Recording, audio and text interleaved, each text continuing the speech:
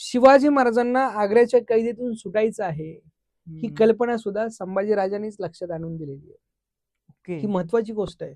जिवंतपणी पराक्रम केलेला आहे, पण मरणानंतर सुद्धा त्या पराक्रमावर इतरही पराक्रम अजूनही घडतायत.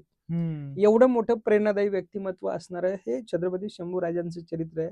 संघर्ष, ताकद, शौर्य, धीर, साहस, धाडस या गोष्टी सातत्याने ज्या चरित्रात सापडतात ते चरित्र म्हणजे शंभूराजांचं चरित्र आहे, असा त्याचा अर्थ निघतो.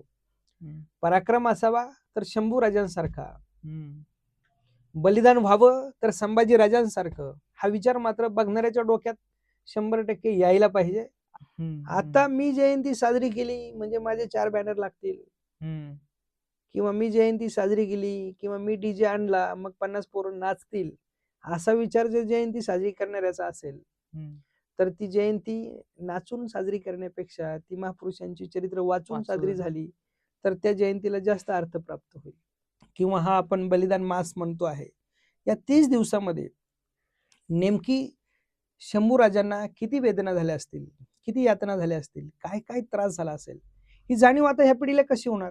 बलिदान मास म्हणजे काय तर आपल्या राजानं सोसलेल्या वेदना, त्यांच्यावर झालेला अत्याचार त्यांनी सहन केला, वेदना त्यांना झाल्या, त्याची जाणीव मनात आपल्या व्हावी आणि ती जाणीव झाल्यानंतर आपल्यातून सुद्धा एखादा छत्रपती शंभूराजांचा गुण आपल्या जगण्या वागण्यात यावा, ही खरी या मागची भूमिका आहे. की युवक म्हणजे काय, गेलेला भव्य भूतकाळ आणि येणारा अद्भुत भविष्यकाळ यांच्या मधला जो दुवा असतो. युवक म्हणजे ज्याच्या डोक्यात धाडस आणि ज्याच्या मनात विचार आणि कृती यांचं इंद्रधनुष्य तळत असतं. युवक म्हणजे ज्याच्या रक्ताची वळवळ होते, सळसळ होते, पण त्यातून एक चळवळ उभी राहते, तो युवक असतो. ज्याला जग बदलण्याची कळकळ आणि समाज बदलण्याची तळमळ असते, तो युवक असतो. आणि असा युवक जर घडवायचा असेल तर त्याच्या समोर छत्रपती शिवाजी महाराज, छत्रपती शंभूराजे यांचं चरित्र हे कायम असलं पाहिजे. परंतु आदर्श व्यक्तिमत्व शोधत असताना ज्याच्याकडून आपल्याला आता काम करण्यासाठी प्रेरणा मिळते ते व्यक्तिमत्व आदर्श असतं, ही पहिली गोष्ट. दुसरी गोष्ट, समाजाला अपेक्षित असणाऱ्या गोष्टी ज्या माणसाकडून शिकायला मिळतात ते व्यक्तिमत्व आदर्श असतं. तिसरी गोष्ट, आपल्या जगण्या वागण्यामध्ये परिवर्तन जे घडून आणतं ते व्यक्तिमत्व आदर्श असतं. आणि चौथी गोष्ट, की ज्या व्यक्तिमत्वाचं नाव घेतल्यानंतर आपल्याला ऊर्जा मिळते, स्फूर्ती मिळते, काम करण्यासाठी बळ मिळते, ती माणसं त्यांच्या डोळ्यात स्वराज्य आहे, त्यांच्या श्वासात स्वराज्य आहे, त्यांच्या कृतीत स्वराज्य आहे, त्यांच्या स्वप्नात स्वराज्य आहे. स्वराज्य हा ध्येय मंत्र आहे शिवाजी महाराजांचा.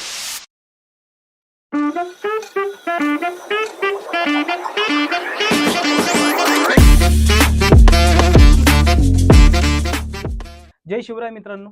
तर आजचा आपला टॉपिक आहे महाराष्ट्राचा इतिहास. छत्रपती शिवाजी महाराज, स्वराज्यरक्षक छत्रपती संभाजी महाराज यांच्याबद्दल आज आपण चर्चा करणार आहोत.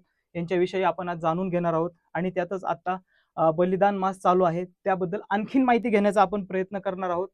तर या विषयावरती चर्चा करण्यासाठी आज आपल्यासोबत आहेत प्राचार्य प्रदीप कदम सर. सर जय शिवराय. जय शिवराय. सरांबद्दल सांगायचं म्हटलं तर सर हे व्याख्याते आहेत. त्यांचे महाराष्ट्रभर 2000हून अधिक व्याख्यानं देखील झालेली आहेत. आणखीन व्याख्यानाच्या माध्यमातून ते समाज प्रबोधनाचं खूप चांगलं कार्य देखील करत आहेत. तरुणांना खूप मोलाचे सल्ले देत आहेत. असे हे सर आज आपल्याला वेळात वेळ काढून लाभले आणि आपल्याला आज त्यांचं मार्गदर्शन ऐकायला मिळणार आहे. तर हा व्हिडिओ शेवटपर्यंत नक्की बघा. चला तर मग सुरुवात करूयात. सर सुरुवातीला मला पहिला प्रश्न असा विचारायचा आहे की छत्रपती शिवाजी महाराज आणि स्वराज्यरक्षक छत्रपती संभाजी महाराज या दोघांचं नातं कसं होतं, म्हणजे वडील आणि मुलगा या दोघांमध्ये नातं कसं होतं? वडील आणि मुलगा हे नातं आपण जे समजतो आहे ती गोष्ट मला वाटतं वेगळी आहे. पहिली गोष्ट, ऐतिहासिक व्यक्तिमत्व आहे, त्यांच्या जीवनामध्ये कुटुंबाला स्थान किती होतं आणि त्यांना वेळ मिळाला की नाही हा सुद्धा एक प्रश्न आहे. पण ज्याला स्वराज्य नावाचं एवढं मोठं विस्तार किंवा स्वराज्य नावाचा हा एक मोठा परिवार उभा करायचा होता, त्या छत्रपती शिवाजी महाराजांना कदाचित वैयक्तिक आपल्या पुत्राकडे, शिवपुत्र संभाजी महाराजांकडे द्यायला वेळ जरी नसला तरी सुद्धा शिवाजी महाराजांनी ज्या गोष्टी शंभूराजांना शिकवल्या त्या फार मला महत्वाच्या वाटतात. महत्वाची गोष्ट गणेशजी अशी आहे की छत्रपती शिवाजी महाराज जेव्हा 1659 अफजल खान चालून येतो महाराष्ट्रावर, त्यावेळेस जेव्हा ते राजगडावरून बाहेर पडतात, प्रतापगडावर अफजल खानाचा कोथळा बाहेर काढला वगैरे, हे सगळं आपण इतिहासात ऐकतो, वाचतो. बरोबर. शिवाजी महाराज ज्या दिवशी घरातून बाहेर पडले त्यानंतर वर्षभर ते माघारी आले नाही. त्या काळात छत्रपती संभाजी महाराजांच्या आई सईबाई साहेब सुद्धा मातोश्री त्याच्या अगोदर 5 सप्टेंबरला गेल्या होत्या. याचा अर्थ ज्या वयामध्ये मुलाला आईचं प्रेम आणि वडिलांचं छत्र हवं असतं, ते सुद्धा छत्रपती शंभूराजांच्या वाट्याला हवं तसं आलेलं नाही. परंतु ही सगळी घोडदड आपल्या वडिलांची त्यांनी पाहिली. त्या काळात त्यांनी जे ऐकलं लहानपणी, जे ऐकण्यामध्ये जो विषय आला तो असा होता की होते जीवाजी म्हणून वाचले शिवाजी. हे त्यांना लहानपणी 2.5व्या वर्षी ऐकायला मिळालं. त्यानंतर दुसरी गोष्ट त्यांना ऐकायला मिळाली की शिवाजी महाराजांच्या वेशात नेबापूरच्या शिवा काशीदानं राजांचा भूमिका निभावून स्वराज्यासाठी बलिदान दिलेले. ज्या मुलाने लहानपणी ह्या बलिदानाच्या गोष्टी, पराक्रमाच्या गोष्टी, शौर्याच्या कथा ऐकल्याय, तो मुलगा कधी वाया जात नसतो. ही पहिली गोष्ट आहे. आणि हे शिकायला मिळालंय. कदाचित आईवडिलांचं प्रेम समोर बसून मिळालं नसेल, पण आपल्या आईवडिलांची इच्छा काय असते हे मात्र संभाजी महाराजांना कळालंय. आणि आईच्या पश्चात सईबाई जरी नसल्या तरी मातोश्री जिजाऊ साहेब म्हणजे आपल्या आजीनं जे शिवाजी महाराजांना शिकवलंय तेच या नातवाला सुद्धा शिकवलंय. ज्या आईनं शिवाजी महाराजांना घडवलं त्याच जिजाऊ साहेबांनी जर आपल्या नातवाला घडवलं असेल तर हे दोनही मुलगा आणि नातू हे तितकेच पराक्रमी, शूर, वीर, विचारशील, गतिशील आणि समाजाच्या प्रती खरं तर विचार करणारे व्यक्तिमत्व होते. हे महत्वाचं आहे. दुसरा प्रसंग, आई वडील हा भूमिका जेव्हा आपण विचारात घेतो किंवा आपण काही जे असं विचारलं की वडील आणि मुलगा हे नातं, बघा औरंगजेबाचा 50वा वाढदिवस आग्र्याला शिवाजी महाराज संभाजीराजांना घेऊन आग्र्याला गेलेत. आणि संभाजी महाराज तिथे गेले असताना संभाजी महाराजांचा त्यावेळेसचा जो 9वा वाढदिवस आहे म्हणजे 14 मेचा 1666 मधला, तो सुद्धा औरंगजेबाच्या कैदेत झाला असणार आहे. अलीकडच्या मुलांनी ही गोष्ट लक्षात घेतली पाहिजे की महापुरुषांच्या वाट्याला स्वतःच्या आनंदासाठीचे दिवस कधीच आले नव्हते किंवा स्वतःच्या आनंदासाठी त्यांनी कधीच ह्या गोष्टी केल्या नाही. ह्या समाजाच्या, राष्ट्राच्या, या भूमीच्या साठी केलेल्या गोष्टी आहे. आणि त्यावेळेस शिवाजी महाराजांना आग्र्याच्या कैदेतून सुटायचं आहे ही कल्पना सुद्धा संभाजीराजांनीच लक्षात आणून दिलेली आहे. ही महत्वाची गोष्ट आहे. आणि ती कशी, तर ज्यावेळेस शिवाजी महाराज आणि संभाजीराजे यांना आग्र्याच्या कैदेत ठेवण्यात आलं त्यावेळेस ज्या खोलीत त्यांना रात्रीचं झोपायची वेळ यायची त्या खोलीत सुद्धा एका ठिकाणी संभाजीराजे कधी झोपले नाही. आज ह्या जागेवर, उद्या त्या जागेवर, शत्रू काय चाल करेल हे लक्षात घेऊन ते 9 वर्षाचे संभाजी महाराज वागत होते. आणि त्यावेळेस संभाजी महाराजांनी असं सांगितलं होतं, जर मी राजगडावर आजारी पडलो असतो तर माझ्या सगळ्या मातोश्रींनी माझ्यासाठी किती माझे लाड पुरवले असते. हा विचार जेव्हा संभाजीराजांनी शिवाजी महाराजांना ऐकवला तेव्हा शिवाजी महाराजांना आजारी पडण्याची कल्पना ही इथं सुचलेली. बरोबर, आपला मुलगा हा आपल्यापेक्षा काकणभर पुढे आहे हे वडिलांना जाणवलेली गोष्ट आहे. आणि म्हणून खान तशी माती आपण म्हणत असतो, पण त्याच्याही पेक्षा मुलगा हा बापापेक्षा सुद्धा पुढे असतो. आणि त्या पराक्रमाच्या, शूरतेच्या, वैचारिकतेच्या, धडाडीच्या बाबतीत हे चित्र इतिहासात आणि विशेषतः छत्रपती शिवाजी महाराज आणि संभाजीराजांच्या बाबतीत हे बघायला मिळतं. आता तसं पाहिलं तर आहे ना, छत्रपती शिवाजी महाराजांचा इतिहास आपल्याला 4थीमध्ये शिकायला मिळाला. त्याच्यामुळं छत्रपती शिवाजी महाराजांबद्दल आपल्याला बऱ्याच गोष्टी माहिती आहेत. तसं संभाजी महाराजांबद्दल एवढं माहिती नाहीये. तर काय सांगाल की छत्रपती संभाजी महाराजांचं जीवन कसं होतं? संभाजी महाराजांचा इतिहास आपल्यापर्यंत हा पोचलाच नाही. पहिल्यांदाच वासी बेंद्रे यांनी जेव्हा शिवाजी महाराजांचं चरित्र लिहिलं, शिवाजी महाराजांचा अभ्यास केला आणि संभाजी महाराजांचा अभ्यास करत असताना त्यांच्या लक्षात आलं आणि वासी बेंद्रेंनी संभाजी महाराजांच्या चरित्राला न्याय देण्याचा प्रयत्न पहिल्यांदा पुस्तकातून केलाय, साहित्यातून. त्यामुळे वासी बेंद्रे यांनी लिहिलेलं जे संभाजी महाराजांचं चरित्र आहे हे विशेषतः अनेकांच्या हातामध्ये वाचण्यासाठी पडलं आणि तिथून पुढे संभाजी महाराजांच्या पराक्रमाच्या चर्चा या अलीकडच्या पिढीपर्यंत यायला लागल्या. नंतर अनेक गोष्टी आल्या, ही बाब वेगळी आहे. परंतु संभाजी महाराजांचं चरित्र हे जसं एखाद्या चित्रपटात आता अलीकडचं आलेलं छावा की संघर्षमय कहाणी आहे. मी सुरुवातीला म्हणालो की लहानपणात आईवडिलांचं जे प्रेम मिळायला पाहिजे ते सुद्धा ज्या मुलाच्या वाट्याला येत नाही, पण पराक्रमाच्या बाबतीत कुठंच कमी नसणारा असा हा धडाडीचा युवक आणि इतिहास पुरुष की ज्यांना जिवंतपणी पराक्रम केलेला आहे, पण मरणानंतर सुद्धा त्या पराक्रमावर इतरही पराक्रम अजूनही घडतायत. एवढं मोठं प्रेरणादायी व्यक्तिमत्व असणारं हे छत्रपती शंभूराजांचं चरित्र आहे. आणि महत्वाची गोष्ट अशी आहे की संभाजी महाराजांनी, आता आपण जर विचारलं तर कोणी म्हणतं 50 लढाई केल्या, कोणी 90 केल्या, कोणी 150 केल्या. म्हणजे आपल्याला ही बरोबर मिळालेली माहिती असते, बरोबर नेमक्या लढाया किती झाल्या आणि सगळ्या त्यांनी जिंकलेल्या आहे इथपर्यंत ठीक आहे. पण आपल्याला जर विचारलं कोणी जर 150 लढाया झाल्या किंवा 120 झाल्या तर 5 सांगा, 5 सुद्धा कोणाला सांगता येत नाही. याचा अर्थ सखोल अभ्यास अलीकडची पिढी आपली करताना दिसत नाही. आणि म्हणून संभाजी महाराजांचे चरित्र हे अलीकडच्या पिढीला कोणत्या ना कोणत्या मार्गाने हे त्यांना कळणं गरजेचं आहे. मग ते चित्रपटाच्या माध्यमातून असू द्या, ते साहित्याच्या माध्यमातून असू द्या, ते नाटकाच्या माध्यमातून असू द्या, परंतु संभाजी महाराजांच्या चरित्रावर हा अन्याय होताना जोपर्यंत दिसत होता तोपर्यंत त्या बाबतीत सकारात्मक विचार करणारी फार कमी माणसं होती. आणि शिवाजी महाराजांच्या पश्चात त्यांच्या मुलाचा विचार करण्यासाठी जेव्हा 2 व्यक्ती आपल्या समोर उभ्या केलेल्या असतात तेव्हा पित्याचा पराक्रम एवढा मोठा आहे आणि त्याच्या पुढे एखाद्या त्या पुत्राचा झाकळला जातोय की काय, असाही विचार कधीतरी साहित्यिक म्हणून लोकांच्या मनात येत असतो. परंतु तसा विचार न करता जिथे जिथे शिवाजी महाराजांनी माघार घेतली, तह केला, हे आपण वाचतो, पण संभाजी महाराजांनी तशा प्रकारची भूमिका घेतलेली दिसत नाही. याचा अर्थ पराक्रमाच्या बळावर आपण एखादी गोष्ट पार पाडू शकतो हा विचार त्यांच्या कृतीतून दिसून येतो. आणि म्हणून संघर्ष, ताकद, शौर्य, धीर, साहस, धाडस या गोष्टी सातत्याने ज्या चरित्रात सापडतात ते चरित्र म्हणजे शंभूराजांचं चरित्र आहे, असा त्याचा अर्थ निघतो. त्यांचं जीवन खरंच खूप संघर्षमय होतं. म्हणजे मी जे सिरियल मध्ये पाहिलं होतं त्याच्यामध्ये की त्यांना आईचं प्रेम नाही मिळालं किंवा वडिलांच्या काय म्हणू शकतो आपण, शिवाजी महाराज जेव्हा त्यांचा देहांत झाला त्यावेळेस पण ते येऊ शकले नाही. तर याच्याबद्दल काय सांगता येईल का?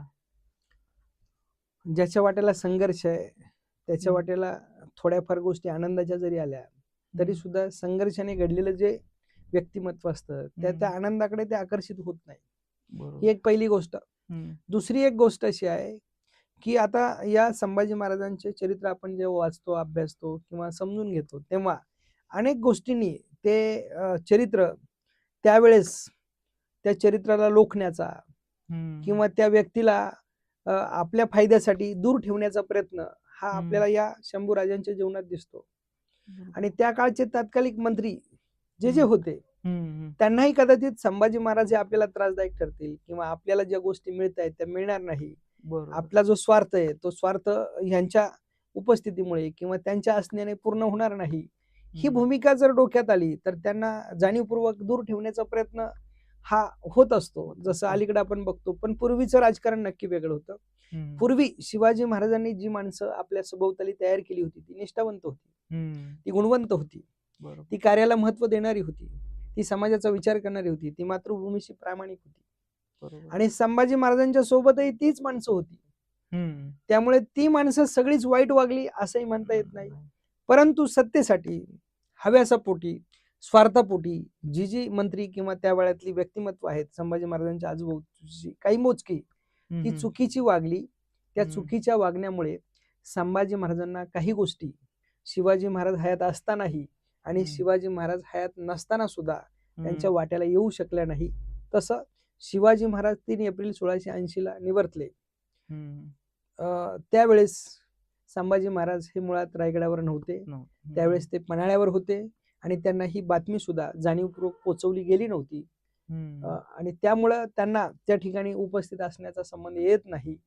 आणि त्या काळात दळणवळणाची किंवा आपली संपर्काची माध्यमं ही मुळातच इतकी वेगवान असतील की नाही हा जरी प्रश्न असला तरी ती माध्यमं होती, परंतु तितक्या तत्परतेने आणि तेवढ्या मुदतीमध्ये संभाजी महाराजांना मात्र ही बातमी दिली गेली नाही. आणि त्यामुळं त्या अंत्यविधीच्या वेळेस किंवा शिवाजी महाराजांच्या निर्वाणीच्या वेळेस मात्र संभाजी महाराज त्या ठिकाणी उपस्थित नव्हते. आता नवीन संभाजी महाराजांवर एक पिक्चर आलाय छावा, तो पाहिलाय का तुम्ही? हो, नक्कीच पाहिलंय आणि अनेकांच्या त्याबद्दल पाहिलेल्यांच्या मी काही प्रतिक्रियाही वाचल्यात. तर काय सांगाल त्या पिक्चर विषयी, काय सांगाल, म्हणजे कसा वाटला तुम्हाला पिक्चर, कसा वाटला तो वैयक्तिक? चित्रपट हा कुणालाही त्या 2.5-3 तासाच्या चित्रपटामध्ये संभाजी महाराजांचं खरं तर पूर्ण चरित्र बसू शकणार नाही. म्हणजे लक्ष्मण उत्तेकरच काय, जगातला कोणताही दिग्दर्शक किंवा निर्माता आला तरी एखाद्या महापुरुषाचं चरित्र हे 3 तासामध्ये बसवणार नाही, हे तितकंच महत्वाचं आहे. परंतु तेवढ्या वेळेमध्ये जास्तीत जास्त घटना आणि छत्रपती संभाजी महाराजांचं शौर्य, धाडस, त्यांचा पराक्रम, त्यांचं धर्माविषयीचं प्रेम, त्यांची आपल्या आईवडिलांविषयी असलेली भूमिका सुद्धा, ते जरी हयात नसली तरी ते मध्ये स्वगता टाईप जे दाखवलेलं आहे चित्रपटामध्ये, की आपल्या आईला काय वाटलं असतं, पित्याचा जो आवाज दाखवलाय शिवाजी महाराजांचा, त्या मागची भूमिका या दिग्दर्शकाची फार महत्वाची. चित्रपट हा चांगलाच आहे, त्याबद्दल दुमत कुणाचंच असण्याचं काही कारण नाही. आणि हे सगळं होत असताना त्या चित्रपटामध्ये संभाजी महाराजांच्या जास्तीत जास्त घटना दाखवण्याचा प्रयत्न सुद्धा त्या चित्रपटाच्या निर्मात्या आणि दिग्दर्शकांनी केलेलाच आहे. त्यांचं कौतुक करावं तेवढं थोडंच आहे.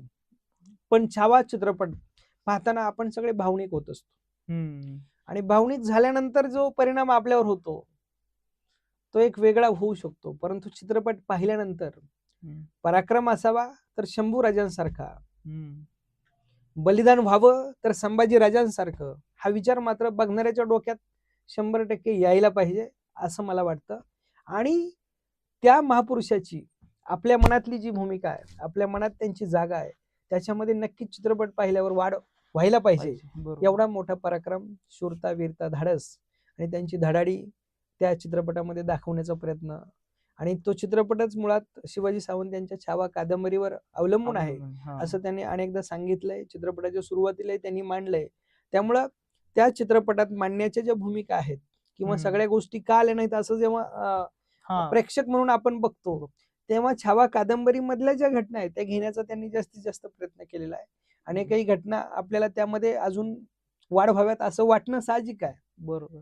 परंतु निर्माता आणि दिग्दर्शक यांच्या मनात काय आहे आणि त्यांना नेमकं काय दाखवायचं आहे हे सुद्धा महत्वाचं आहे. परंतु आजच्या पिढीला प्रेरणा देणारा आणि संभाजी महाराज नक्की समजणार या भूमिकेपर्यंत चित्रपट येऊन पोहोचलाय, आणि म्हणूनच त्याला प्रचंड असा प्रतिसाद नक्की मिळतो आहे. नक्कीच हा पिक्चर खरं पाहिला नसेल तर तुम्ही खरंच पाहून या. खरंच खूप इतिहासाची माहिती देणारा हा सिनेमा आहे.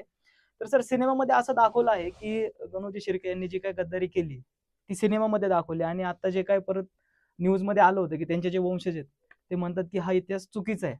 तर ह्याच्यातली खरं सत्यता काय, आणि ती जर पडताळायची असेल तर काय पुरावे वगैरे आहेत का?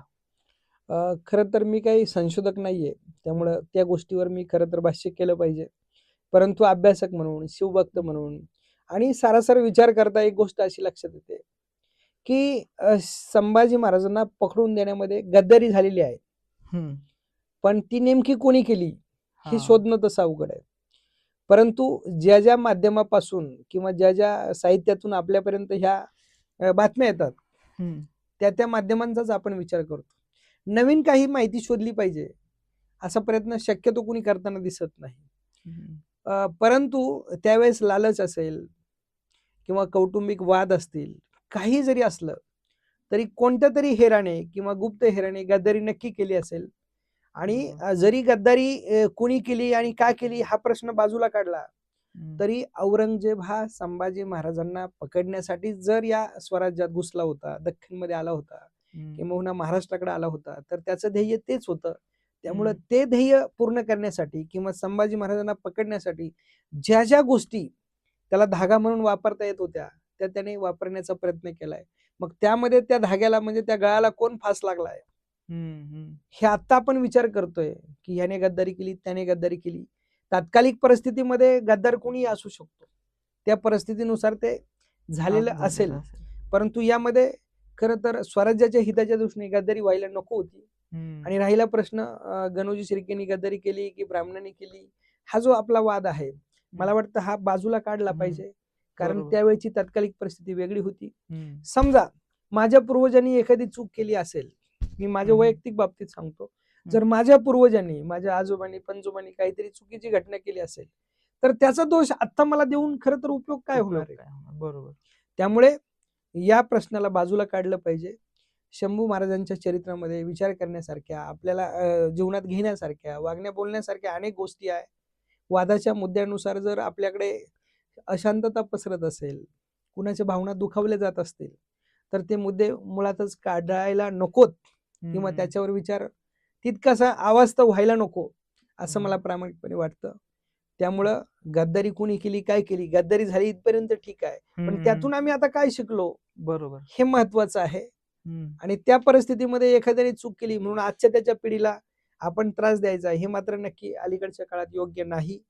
त्यामुळे आपला गणेशजी प्रश्न बरोबर जरी असला तरी सुद्धा परिस्थितीचा विचार करता गणोजी शिर्के किंवा चित्रपटात कान्होजी शिर्के हे पात्र किंवा भूमिका दाखवल्या गेल्या असल्या आणि त्या एकाच पुस्तकाशी निगडीत असल्या किंवा साहित्याच्या एकाच अंगाने असतील तर त्या चुकीच्याच ठरतील. परंतु साहित्याच्या लिहिलेल्या माणसांनी त्यावेळेस पूर्वग्रह दूषित ठेवून जर साहित्य लिहिलं असेल तर येणारी ती जी नावं आहेत ती सुद्धा चुकीची येऊ शकतात.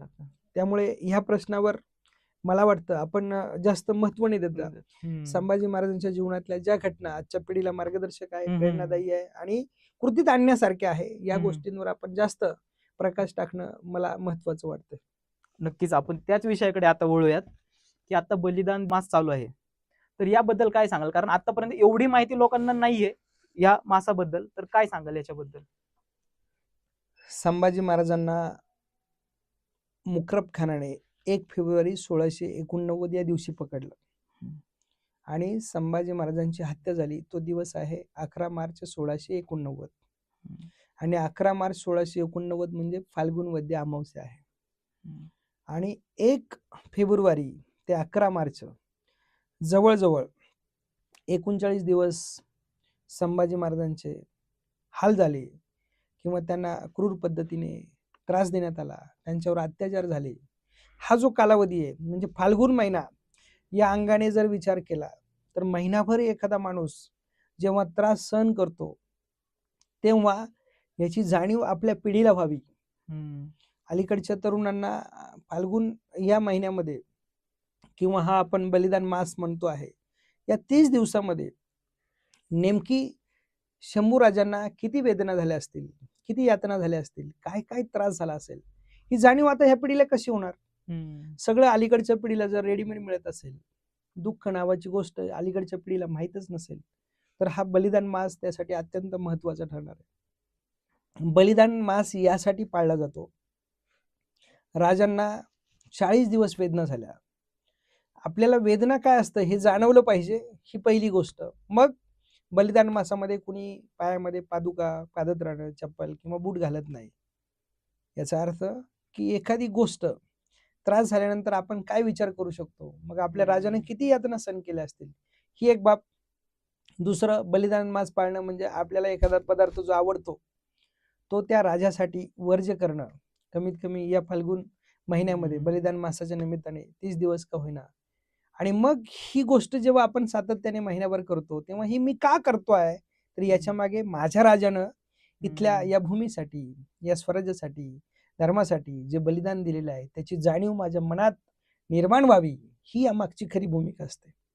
आणि त्या राजानं एवढा पराक्रम करून इथल्या मातीसाठी समर्पण योगदान देऊन सुद्धा तो राजा मात्र आपल्या भूमीविषयी निष्ठावान राहिला किंवा आपल्या धर्मासाठी बलिदान स्वीकारलं, ही जी बाब आहे ही जर आपल्या मनामध्ये कायमची जतन करून ठेवायची असेल आणि त्याचा विचार आपल्या प्रत्येक कृतीकर्त्यांना आपल्यातून जर दिसला पाहिजे तर त्यासाठी बलिदान मासाचं महत्व आहे.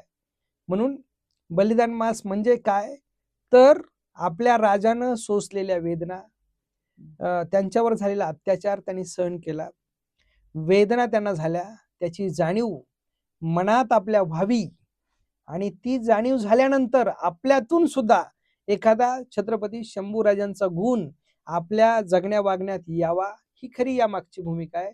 म्हणून बलिदान मास पाळला पाहिजे आणि त्या राजाला आपण अभिवादन त्या निमित्तानं केलं पाहिजे. अशासाठी हा बलिदान मास पाळला जातोय. अनेक युवक यामध्ये सहभागी होत आहेत, परंतु सहभागी होत असताना बलिदान मास म्हणजे त्याग आहे, बलिदान मास म्हणजे समर्पण आहे, बलिदान मास म्हणजे योगदान आहे, ही भूमिका त्या बलिदान मास पाळणाऱ्याच्या कृतीतून जाणवली पाहिजे. आणि त्यानं सुद्धा या पुढच्या काळामध्ये मला माझ्या राष्ट्रासाठी काय करता येऊ शकतं, मला माझ्या धर्मासाठी काही करता येईल का, मला माझ्या कुटुंबासाठी समाजासाठी काही चांगल्या गोष्टी कशा करता येईल, ही बाब लक्षात घेणं, म्हणून बलिदान मास पाळायचं. यालाच अनुसरून माझा पुढचा प्रश्न आहे की असं म्हणतात की जगावे तर शिवाजी महाराजांसारखे आणि मरावे तर छत्रपती संभाजी महाराजांसारखे. त्यातले मरावे तर छत्रपती संभाजी महाराजांसारखे हे याच्यातून आतापर्यंत थोडं कळालेलं आहे. याच्यावरती पण आपण चर्चा करू. पण जगावे तर छत्रपती शिवाजी महाराजांसारखे असं का म्हणतात, याचा मेन उद्देश काय आहे आणि तरुणांनी काय घेतलं पाहिजे? जगावे तर शिवाजी महाराजांसारखं हे का म्हणतात, कारण एखाद्या व्यक्तिमत्वाचं जगणं हे सर्वांना किती महत्वाचं, हवंसं आणि सर्वांसाठी प्रेरणादायी, आणि ज्या माणसानं आयुष्यामध्ये कोणतीही गोष्ट करताना त्या गोष्टीतून समाजाला काहीतरी शिकण्यासारखंच मिळालंय, त्या माणसाचं खरं जगणं असं आपण म्हणतो. शिवाजी महाराजांच्या आयुष्यातली कोणतीही गोष्ट ही चुकीची घडलेली नाही, किंवा शिवाजी महाराजांवर कुणीही आतापर्यंत कोणत्याही बाबतीत आक्षेपही घेतला नाही.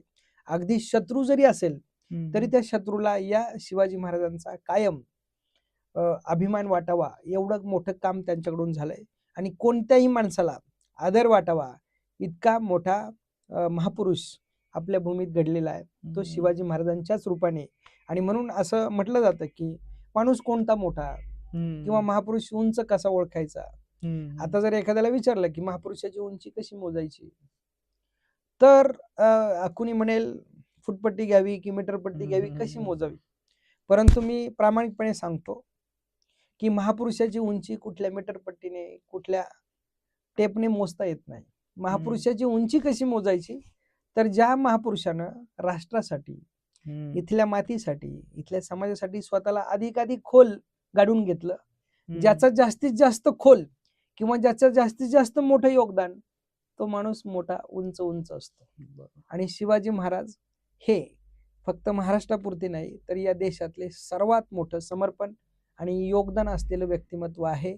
त्यामुळं शिवाजी महाराजांचं जगणं कुणालाही प्रेरणा देण्यासारखंच आहे. आणि म्हणून जगावं, कारण एक आदर्श पुत्र, आदर्श पती, आदर्श राजा, आदर्श मित्र, जे आदर्शाला जोडून जी भूमिका येते ती सगळी शिवाजी महाराजांच्या चरित्रात आपल्याला बघायला मिळते. शिवाजी महाराजांनी मित्राचा विश्वासघात केलाय, केसाने गळा कापलाय, असं कुठंही उदाहरण नाही. शिवाजी महाराजांनी आपल्या आईच्या विचारासाठी, आपल्या आईला जे हवंय ते देण्यासाठी आयुष्यपणाला लावलं आणि आपल्या आईला जे अपेक्षित आहे ते करून दाखवलं. शिवाजी महाराजांनी माझ्या रयतेला काय लागतंय, सुख, समाधान, सुविधा, ह्या गोष्टी स्वतःसाठी सगळं मिळालं असतं, वैयक्तिक ते सगळ्या गोष्टी उपभोगू शकले असते, परंतु ते केलं नाही, तर रयतेसाठी जे हवंय ते देण्याचा प्रयत्न केला. पिता म्हणून संभाजी महाराज सुद्धा एका ठिकाणी असं म्हणतात, आबासाहेब तुम्ही माझ्यासाठी रयतेला पिता आहात. म्हणजे त्यांना असं म्हणायचं होतं की माझ्यासाठी तुम्ही पिता आहात असं रयतेला वाटतं, पण माझ्या ठाई माझ्यासाठी तुम्ही अवघं जग आहात, ही भूमिका संभाजी महाराज सांगतात. तेव्हा एक आदर्श पिता काय असतो हे सुद्धा संभाजी महाराजांच्याच चरित्रात हे बघायला मिळतं. आणि शिवाजी महाराजांनी या सगळ्या भूमिका, आदर्शत्व, अत्युच्च, उत्तुंग काय असतं हे जगणं शिवाजी महाराजांनी प्रत्यक्ष कृतीतून दाखवलेलं आहे. आणि म्हणून जगावं तर शिवाजी महाराजांसारखं, हा विचार यातून नक्कीच घेण्यासारखाच आहे. सर, इथून पुढं आता हा माझा प्रत्येक पॉडकास्ट मधला क्वेश्चन आहे. खरं तर मला वेगळा विचारायचा होता, पण तो आणि ह्याचा दोन्हींचा संदर्भ एकच येतो की तरुण मुलांसाठी एक सल्ला. आणि आजकालचे चंद्रकोर लावून फिरतात, दाढ्या वाढून फिरतात आणि महाराजांचे विचार नाही पण फक्त काय म्हणू आपण शकतो की दिसतात, असे घेऊन आपल्या जगामध्ये वावरताना बघतो, अत्याचार करताना बघतो. तर अशा तरुणांसाठी काय सल्ले द्याल तुम्ही? मुळातच अलीकडचं तरुण विचारपूर्वक वागत नाही. आणि दुसरं महत्वाचं, अनुकरण आणि अंधानुकरण, या दोन गोष्टी.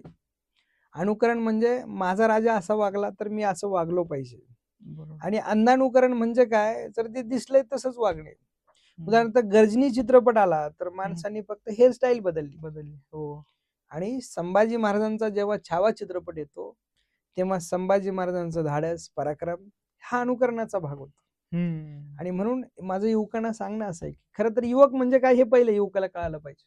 बरोबर. त्याचं कारण असं आहे, शरीराने वाढलो, किंवा महाविद्यालयात शिकतो किंवा 18-20 वर्षाचं झालो म्हणून युवक म्हणायचं का, हा प्रश्न आहे. जेव्हा शिवाजी महाराज आणि संभाजी महाराजांचं चरित्र आपण वाचतो, अभ्यासतो, लक्षात घेतो, तेव्हा युवकाची व्याख्या मुळात बदलली पाहिजे. आणि युवकाची व्याख्या कदाचित कुठल्या पुस्तकात ती वाचायला मिळणार नाही. पण माझ्या सगळ्या युवक मित्रांना मी नक्की सांगेल की युवक म्हणजे काय, गेलेला भव्य भूतकाळ आणि येणारा अद्भुत भविष्यकाळ यांच्या मधला जो दुवा असतो. युवक म्हणजे ज्याच्या डोक्यात धाडस आणि ज्याच्या मनात विचार आणि कृती यांचं इंद्रधनुष्य तळत असतं. युवक म्हणजे ज्याच्या रक्ताची वळवळ होते, सळसळ होते, पण त्यातून एक चळवळ उभी राहते, तो युवक असतो. ज्याला जग बदलण्याची कळकळ आणि समाज बदलण्याची तळमळ असते, तो युवक असतो. आणि असा युवक जर घडवायचा असेल तर त्याच्या समोर छत्रपती शिवाजी महाराज, छत्रपती शंभूराजे यांचं चरित्र हे कायम असलं पाहिजे.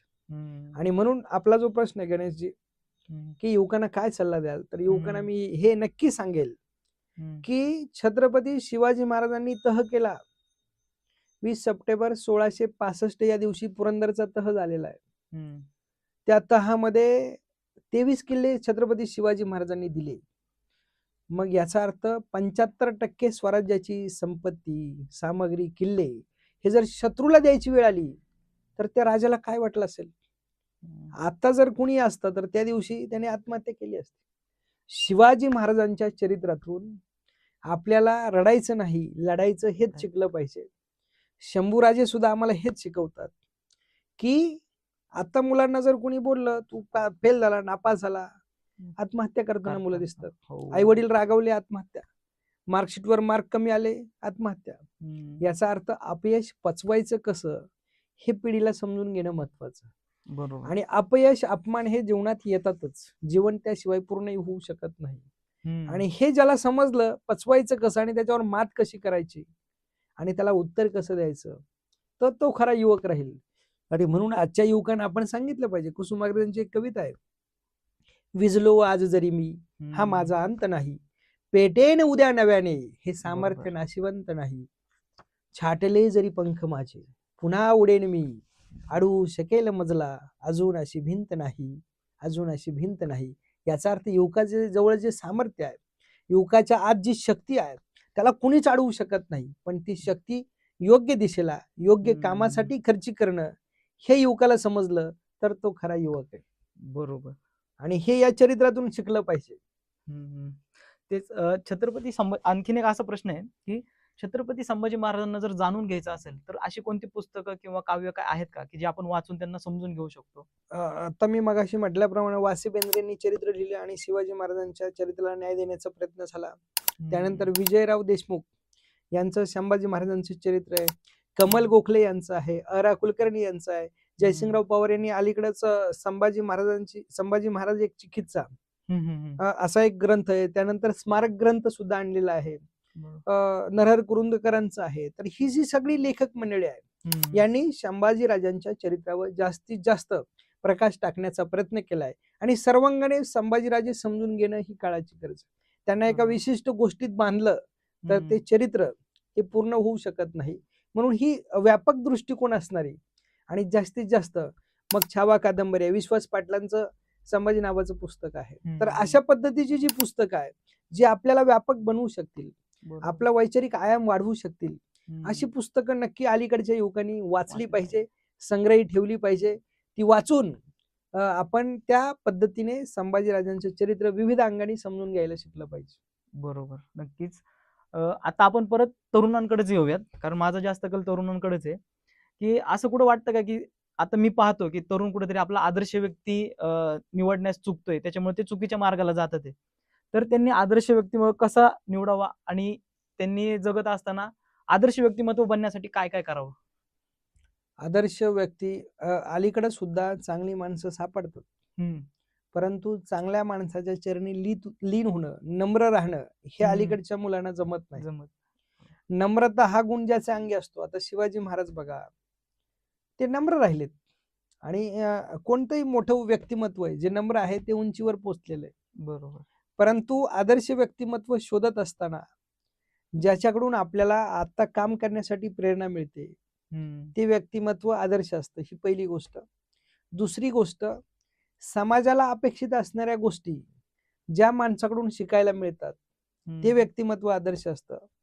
तिसरी गोष्ट, आपल्या जगण्या वागण्यामध्ये परिवर्तन जे घडवून आणतं ते व्यक्तिमत्व आदर्श असतं. आणि चौथी गोष्ट, की ज्या व्यक्तिमत्वाचं नाव घेतल्यानंतर आपल्याला ऊर्जा मिळते, स्फूर्ती मिळते, काम करण्यासाठी बळ मिळते, ती माणसं आदर्श असतात. मग छत्रपती शिवाजी महाराज आणि छत्रपती संभाजी महाराज हे आदर्श आपल्या डोळ्यासमोर आहे. आपले आदर्श आपण सातत्याने वाचतोय, बघतोय, अभ्यासतोय. त्यामुळे इतरत्र आदर्श शोधण्यापेक्षा ह्या महापुरुषांना समोर ठेवलं. त्यामध्ये अनेक महापुरुष आहेत. ह्यांना समोर ठेवून त्यांनी समाजासाठी काय केलं, त्यांनी स्वतःच्या वैयक्तिक उंचीसाठी काय केलं, जे चांगल्या गोष्टी आहेत त्या त्यांच्याकडून घेतल्या पाहिजे. आणि त्या घेणे म्हणजे काय करणे, तर आपल्या आचरणात ते आणणे. विचार महापुरुषांचे आचरणात आणणे हा खऱ्या आदर्शत्वाचा महत्वाचा गुण आहे. दुसरी गोष्ट, की आपण जयंत्या पुण्यतिथ्या साजऱ्या करतो, फुलांची सजावट करतो, स्मारकावर हार लावतो किंवा मूर्ती डोक्यावर घेऊन नाचतो. हे म्हणजे जयंती असते असं नाही. फुलांची सजावट करण्यापेक्षा विचारांची राजवट चालू करणं हा खरा आदर्श आहे.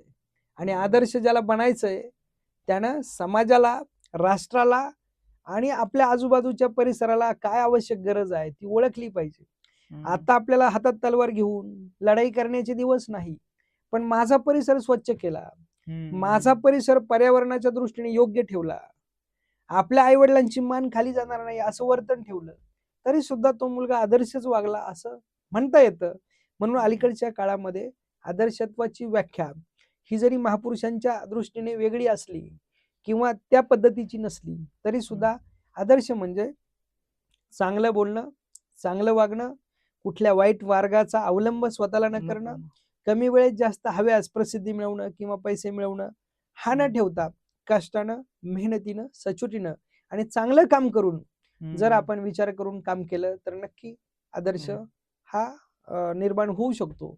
मग तो अलीकडचा मुलगा असेल किंवा येणारा भविष्यातला जरी तरुण असेल तरी तो स्वतःचा आदर्श तयार करू शकतो. नक्कीच. सर, अजून एक असा प्रश्न आहे की जो मी पाहतोय, अनुभवतोय किंवा मी इकडे ऑब्झर्व करताना मला ते जाणून येतं की आपल्याला शाळेत शिकवलं जातं की भारत हा विविधतेने नटलेला देश आहे किंवा अनेक जाती धर्माची लोक इथं आहेत.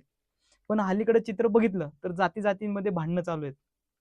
तर हे रोखण्यासाठी काय तुमच्याकडून काय सल्ला येईल की काय उपाययोजना केल्या पाहिजेत? मला तर असं वाटतंय की महापुरुषांनाच आपण जातीत बांधायला लागलो. बरोबर. म्हणजे डॉक्टर बाबासाहेब आंबेडकर हे बौद्धांचे, शिवाजी महाराज हे मराठ्यांचे, महात्मा फुले हे माळ्यांचे, ही जी आपली भूमिका आहे याचा अर्थ आपण त्यांना जातीत बांधून किंवा धर्मात बांधून छोटं करतो आहोत. महापुरुषांना छोटं करणं म्हणजे जातीत बांधणं असा अर्थ निघतो. पण महापुरुष हे राष्ट्राचे असतात म्हणून ते राष्ट्रीय स्मारक घोषित होतात. त्यांच्या राष्ट्रीय ग्रंथ तयार होतात, राष्ट्रीय स्मारक ग्रंथ तयार होतात. म्हणून आपल्या महापुरुषांनी हे एका जातीसाठी केलेलं नव्हतं, हे राष्ट्रासाठी केलं हे पहिलं समजून घेतलं पाहिजे. बरोबर. आणि जर हे आपल्याला हेच कारण असेल तर आपण त्या महापुरुषांना मानवंदना देताना सुद्धा आपण सीमित भावनेनं, संकुचित बुद्धीनं करतोय असा त्याचा अर्थ निघतो. आणि म्हणून राष्ट्रीय संपत्ती, राष्ट्रीय महापुरुष, राष्ट्रीय व्यक्तिमत्व यांचा आयाम मोठा आहे, त्यांची वैचारिकता मोठी आहे. त्यांनी हा फक्त माझ्या जातीचा आहे म्हणून काम केलं नाही. त्यांनी सगळ्या, आता शिवाजी महाराजांच्या बाबतीत आपण 18 पगड जातीचं सर्व धर्मासाठी काम केलेलं असं म्हणतो. आणि मग आपण छत्रपती शिवाजी महाराजांना जर फक्त एका जातीत बांधून ठेवलं तर मला वाटतं ही आपली संकुचित भावना आहे, हा आपला छोटा विचार आहे. आणि म्हणून आपण मुळात स्वतः व्यापक झालं पाहिजे.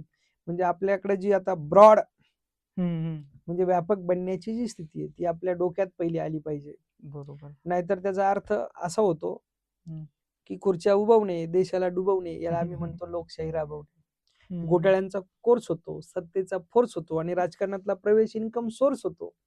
एवढ्या पद्धतीने जर आपण वागत राहिलो तर महापुरुषांच्या विचारांपर्यंत आपण कधी पोहोचतच नाही. त्या विचारांपर्यंत पोहोचायचं असेल तर पहिली आपली मानसिकता व्यवस्थित केली पाहिजे. आपण जातीपातीतून थोडं बाहेर आलं पाहिजे आणि मोठ्या मनानं या सगळ्या गोष्टी स्वीकारून ही मोठी माणसं समजून घेतली पाहिजे, हे मला वाटतं. बरोबर, नक्कीच.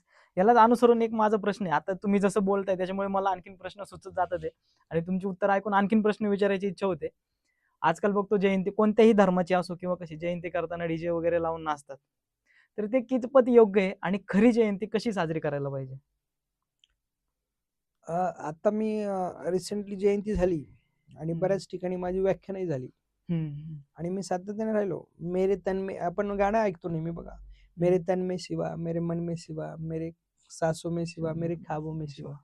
हे गाण्यापुरतं मर्यादित झालं हो. मग शिवाजी महाराज जर या ठिकाणी असते तर ते काय विचार करत असते? बरोबर. त्यांच्या डोळ्यात स्वराज्य आहे, त्यांच्या श्वासात स्वराज्य आहे, त्यांच्या कृतीत स्वराज्य आहे, त्यांच्या स्वप्नात स्वराज्य आहे.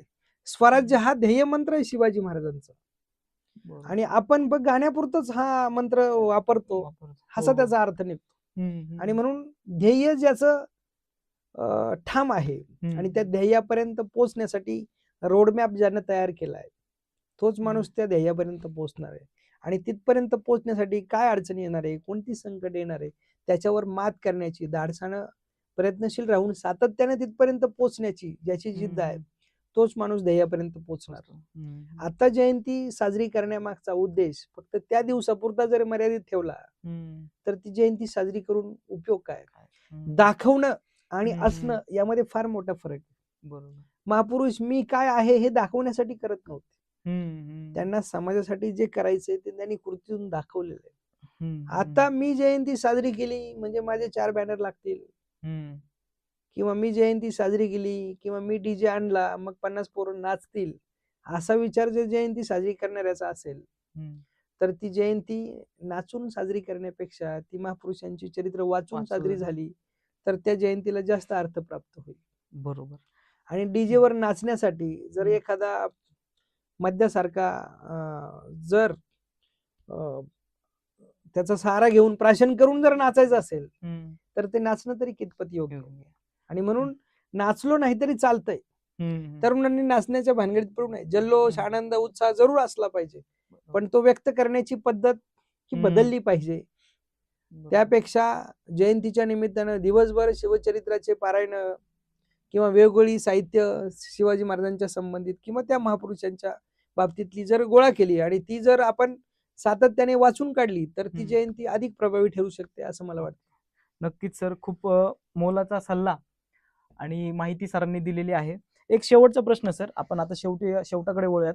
एक शेवटचा प्रश्न, खरं तर छत्रपती संभाजी महाराजांकडून घेण्यासारखे खूप सारे गुण आहेत, पण असे 5 महत्वाचे गुण जे की तरुणांनी आता घ्यायला पाहिजेत संभाजी महाराजांकडून. संभाजी महाराजांच्या जीवनामध्ये ज्या घटना घडल्या आणि त्यातून आपण काय घेतलं पाहिजे असे जे 5 गुण आपल्याला वाटतात त्यातला पहिला गुण आहे की आपल्या आईवडिलांचं स्वप्न पूर्ण करता आलं पाहिजे. हा महत्वाचा गुण आहे. छत्रपती शिवाजी महाराजांना, राष्ट्रमाता जिजाऊ साहेबांना अपेक्षित असणारं स्वराज्य, कारण शिवाजी महाराजांच्या पश्चात संभाजी महाराजांनी स्वराज्याच्या कक्षा रुंदावल्यात. बरोबर.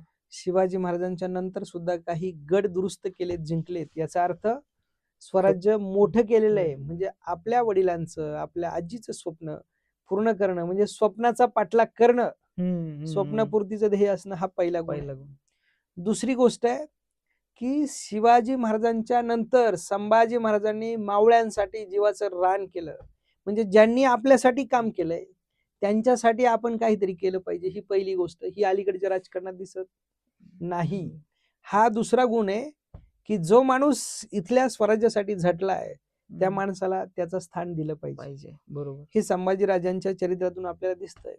तिसरी गोष्ट, मला एखादी गोष्ट साध्य करायची असेल तर कितीही अडचणी, कितीही संकट आली तरी ध्येयापासून विचलित व्हायचं नाही, ही तिसरी गोष्ट. चौथी गोष्ट, संभाजी महाराजांचं बलिदान हे राष्ट्राला प्रेरणा देणारं ठरत आहे.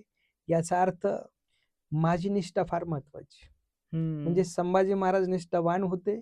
संभाजी महाराज मग धर्मासाठी, या स्वराज्यासाठी माझं शिर कापलं गेलं तरी सुद्धा मी मागे हटू शकत नाही, हा जो निष्ठावान आणि महत्वाचा कृतज्ञता भाव आहे तो महत्वाचा आहे. आणि राहिली पुढची गोष्ट तर ती अशी आहे की संभाजी महाराजांनी त्यांच्या जीवनामध्ये कमी वयात साहित्य लिहिलेलं. आणि अलीकडच्या तरुणांनी हे जे साहित्य आहे, ज्याला राजमान्य दर्जा आहे, ऐतिहासिक मोठे लेख आहेत किंवा साहित्य आहे, ग्रंथ संपदा आहे, ती वाचली पाहिजे आणि ती वाचून कृतीत आणली पाहिजे. संभाजी महाराज जर 4-4 ग्रंथ 16व्या वर्षी लिहून काढतात, तर अलीकडच्या युवकांनी लिहिलेले ग्रंथ तरी वाचले पाहिजे. बरोबर. म्हणजे एवढा गुण जरी संभाजी महाराजांचा या अलीकडच्या तरुणांनी घेतला, तरी सुद्धा मोठ्या प्रमाणात परिवर्तन आणि वैचारिक बदल होऊ शकतो, असं मला वाटतं. नक्कीच सर. सरांनी खूप मोलाचं असं मार्गदर्शन आज आपल्याला या पॉडकास्ट थ्रू केलेलं आहे. सर, तुम्ही वेळात वेळ काढून आलात, तुमचं मोलाचं मार्गदर्शन आम्हाला दिलं, तुमचे विचार आम्हाला ऐकायला मिळाले, त्याबद्दल सर तुमचे खरंच आभारी आहेत. सर धन्यवाद आणि तुम्हालाही खूप साऱ्या शुभेच्छा. माझ्या सर्व युवक बांधवांना आणि येणाऱ्या सगळ्या भावी पिढीला छत्रपती शिवाजी महाराज आणि संभाजी महाराज प्रेरणा देत राहतील, अशी अपेक्षा व्यक्त करतो आणि सर्वांना शुभेच्छा देऊन थांबतो.